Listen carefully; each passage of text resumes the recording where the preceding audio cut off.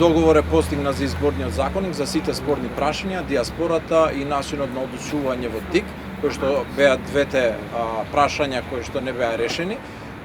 Со начинот на одлучување во ДИК веќе не им се овозможува на македонските политички партии да ги надгласуваат албанците, посебно не во етничките средини каде што се гласа, нели, во северозападниот дел од земјата, затоа што за било која одлука ќе мора да го имаат гласот и од албанските представници во ДИК.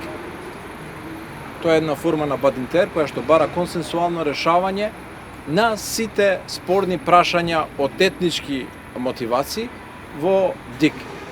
Не може ниту една од македонските политички партии да надгласа одлука или да гласа одлука која што е спротивна на интересите на албанците, и со ова сметам дека албанците во Република Македонија има добиено доста во овие преговори, секогаш има простор за уште повеќе, но сметам со бадинтерот за специјалната обвинителка, со бадинтерот во ДИК и во следните преговори кои што ќе ги имаме, сметам дека градиме едно консенсуално општество која што ни беше всушност и наша темелна определба на минатите избори во 2014. Баравме консенсуална Македонија, Македонија која што ќе гради политики врз согласност на албанците и македонците, и тоа го добивме и со специјалниот обвинител, тоа го добивме и со изборниот законник.